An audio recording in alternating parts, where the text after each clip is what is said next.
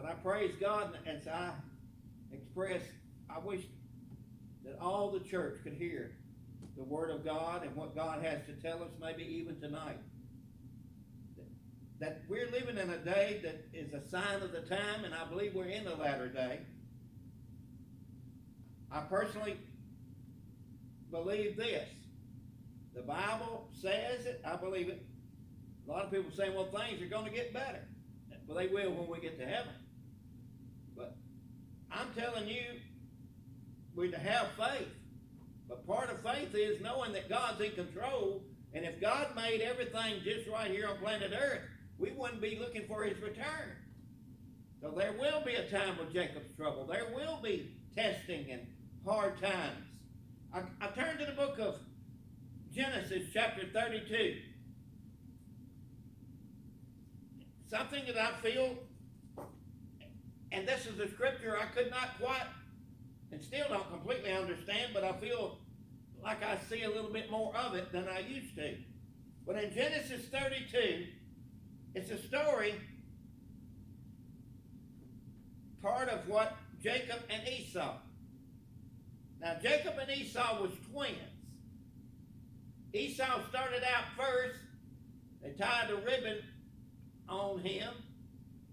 But then Jacob had a hold of his heel as a little baby. So Esau is supposed to be the firstborn. Jacob is the secondborn.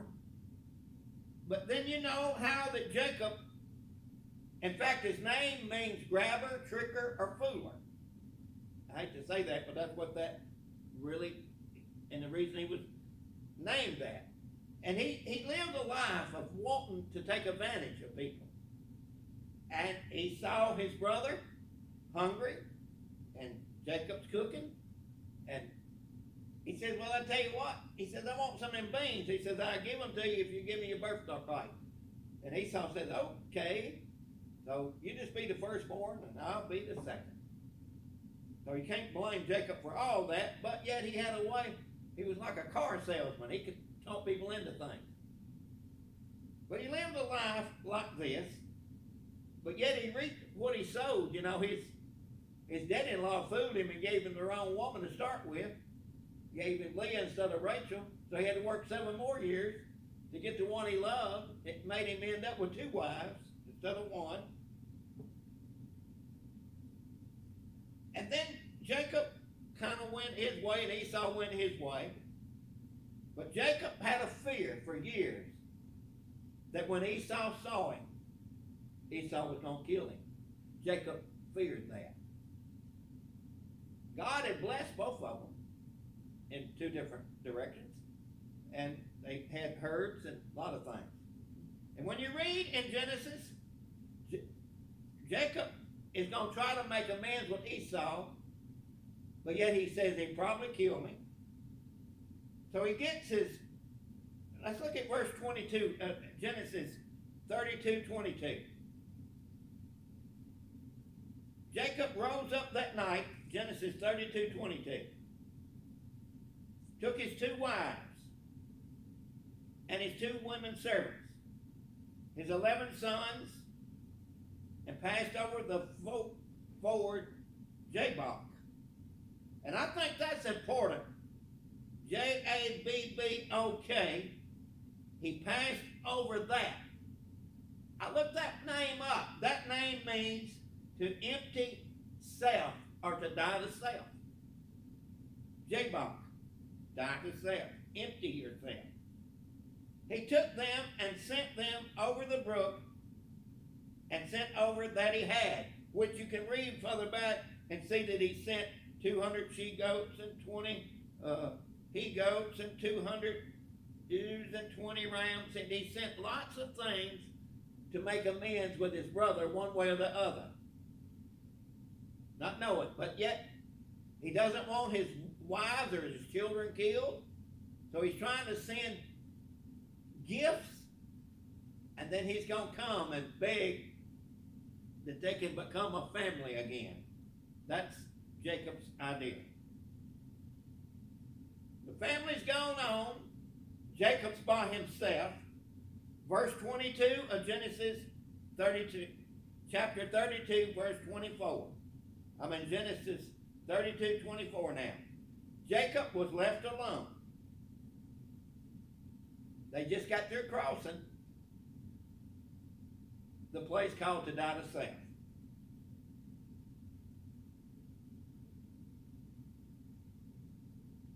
Jacob was left alone. Something I never did quite ever understand this, but I believe now I see it a little clearer. And there wrestled what? A man with Jacob until the breaking of day. So here it is. It gets dark, and it says Jacob gets in a wrestling time, and he wrestles. I guess I would say a long period of time, maybe all night. And when this man saw that he prevailed not against Jacob, this man touched the hollow of Jacob's thigh, and the hollow of Jacob's thigh was out of joint, but yet Jacob kept wrestling with this man. This man, ever what or who he is, said, "Let me go, for the day breaketh." Jacob said, "I will not let you go, except you bless me." And the man said, "What is your name?" Jacob says, "Jacob." This man said, "Thy name shall be called no more Jacob, but Israel. For a prince hast thou power with God, with men, and hast prevailed." I want you to notice that Jacob did not give up, and he actually won that wrestling match. But I wondered, I said, now God sent ever what this is? I mean, commentaries skip this verse. They don't know. People don't know. But this could be an angel. But anyway, I believe it was a type of angel that could have been in any form. But yet I do know one angel defeated an army of over 8,000 people by himself. I knew one angel took care of that Egyptian army, took all the wheels off the chariots and everything. I know one angel can circle a city of unnumbered amount of people. So what it was, this angel, was he limited? Did God say you can only do so much? That's possible. But something I believe happened is that Jacob had prayed. He had already crossed what we call empty ourselves. He wanted God's will. And if you read prior to this, he had prayed and he was concerned and hoping to make amends with his brother. And he felt bad about his past. So he wanted God's forgiveness. But what I'm telling you is what I see. The Bible tells us that greater is the Lord God in us than the devil or anything that's out there. And the Bible also tells us that God's children, if they believe, have the authority to one day to judge all angels. That's what I mean to say. So, here it is. Jacob is wrestling. And this man says, "You're going to be called Israel. For as a prince thou hast power with God and men." And Jacob asked him and said, "Tell me, I pray, their name." He says, "Wherefore is it that thou dost ask me after my name?" But he blessed him there. And Jacob called the name of the place Peniel. For I have seen God face to face, and my life is preserved. And he passed over Peniel. The sun arose upon him, and he halted upon his thigh. He won the wrestling match, but he's limping. And he's limping, and he limped to the day he died. He had a limp. And you know, that was a mark. That was a mark that he had a time that he wrestled to get an answer. And he took authority, and he believed. And you know, even till today, Israel does not eat, or Jews do not eat the part of the hollow of the thigh in any of their food because of this thing that happened. How old do you think Jacob was when he was in this fight? 97 years old. I was not aware of that.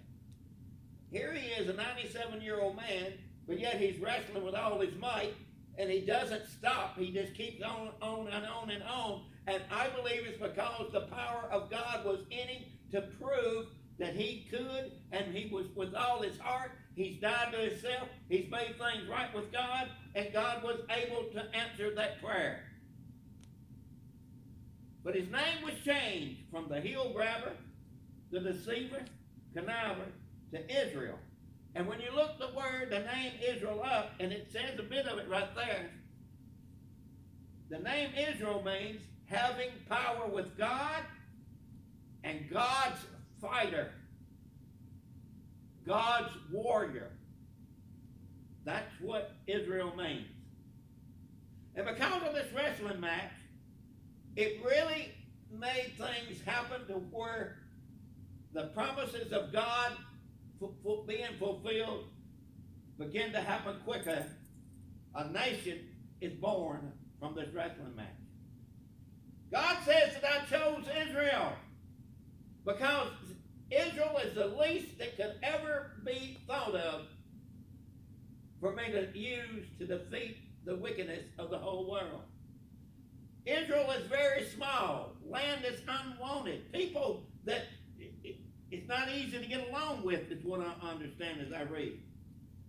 But God says I choose Israel because they're the least likely, the most unwanted, so that I will get the glory, God says, instead of them. But Jacob's experience at Jabbok became the foundation for a nation of God's chosen people. And we are in a time today that the enemy will work hard to cause you to give up. Now Jacob could have gave up. He could have said, well, it's no use, and never tried to make things right. My friend, we need to make things right with anybody. We need to get right with God, and if we need to, there could be somebody we might need to just say, I forgive you. Even though we might think we were right, we still need to say that. God says, I can't forgive you unless you forgive others. And we did God wrong. He didn't do us wrong. We did him wrong. But he said, Father, forgive them. Michael 3:8 says, but truly, Michael 3:8, I am full of the power of God by the Spirit of the Lord and of the judgment of God and the mightiness of God. I believe Jacob was filled with the Spirit of God. And that Jacob had the power of God in him because he died to himself. That helps me understand this more. And God allowed him to fight with something that should have defeated him unless he depended on God, and Jacob depended on God, and now his name is Israel, a warrior of God. Acts 4:33, with great power God gave the apostles the ability to be a witness of the resurrection of the Lord Jesus Christ. Isaiah 40:31 says, but, and I like that word, it's in the middle of a situation, but they believed God, but they trusted God, but he didn't give up, he didn't quit wrestling. But they that wait, Isaiah 40:31, upon the Lord will I renew their strength, they shall mount up with wings as eagles, they shall run and not be weary, they shall walk and not faint. That word faint means to give up or quit. You'll just be walking in battle, you'll be marching, it'll be like marching in the military, the spiritual military, and you do not give up. Daniel 11:32, the people that do know God, and I like this verse because I like this word. Daniel 11:32, the people that do know their God shall be strong and do exploits. I like that. 1 Corinthians 1:27, God has chosen the weak things of this world to conform the things that are mighty. 2 Corinthians 12:9, in Paul's weakness, he prayed and said, God, would you remove this problem I've got? Take this thorn of the flesh away. But God says, no, I'm going to leave it there because in your weakness, then I'm made strong. And you see, in Jacob's weakness, God was made strong in him, and the nation of Israel was able to come forward. And I want to, as I'm closing, you know this, but I just want to tell you. A good friend of mine gave me a world globe that I'm so proud of. I believe it was yesterday. Maddox is proud of it too. But I wanted to see Israel compared to the world. Israel, in fact, the name has to have an arrow pointing. It's so small. Israel is very small. Why is it small? God says, I want it that way to show that it's me that does it and not the people or the nation. You look at the size of Israel, and it's hard to believe that it's 256 miles north and south. I didn't know it was that long, but it's narrow. But it's got one fat place, and it measures 81 miles across it. It's 7,992 square miles.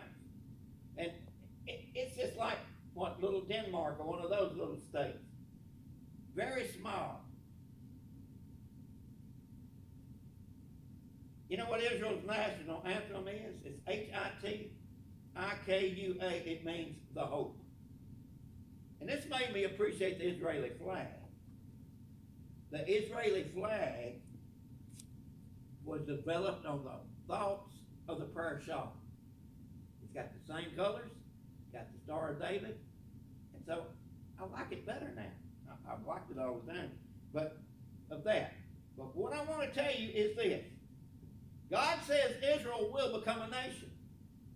And here is a man wrestling with, I believe it was an angel, but God's in this man, and his name's changed from a grabber, a tricker, or fooler. Jacob is changed to Israel, which is a mighty warrior, a prince of God, a man of great might. Israel became a nation when? May the 14th, 1948. My World Book Encyclopedia educates me on this. Israel became a nation on May the 14th, 1948. Guess what happened a few hours later, which was May the 15th, 1948? Several nations got together. Egypt, Iran, Iraq, Syria, several of them. And on the very next day, they attacked Israel to wipe it off the face of the map and said, it will never be a nation, and we will see to it. In fact, the encyclopedia says they're still quoting that today. But in 1948, on May the 15th, all these nations, and I found out according to the World Book and different other things, that Russia gave them the military support and ammunition and anything they needed for every war. Russia did, what I read now.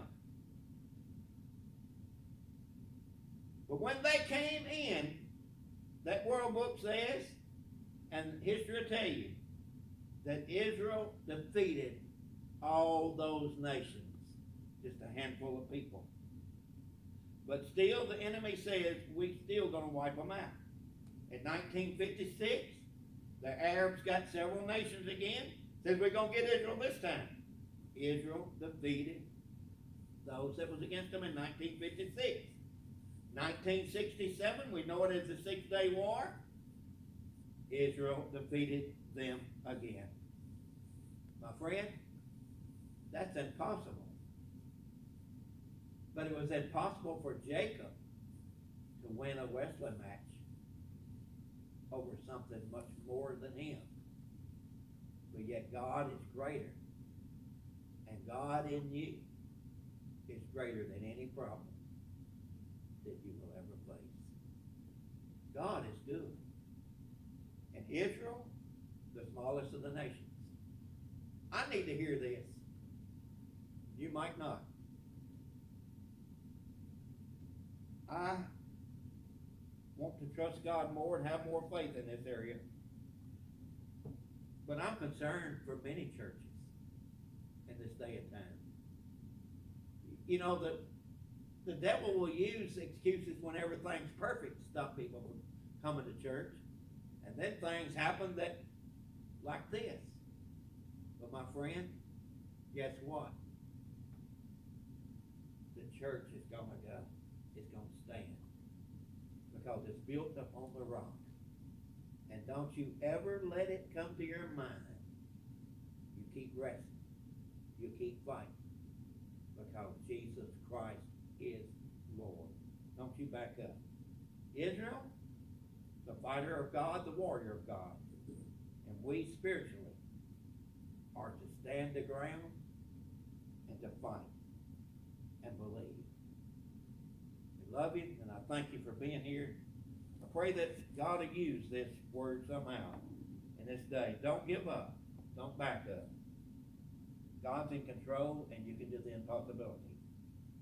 Let's dismiss in prayer, and I ask Kenny if it will pray.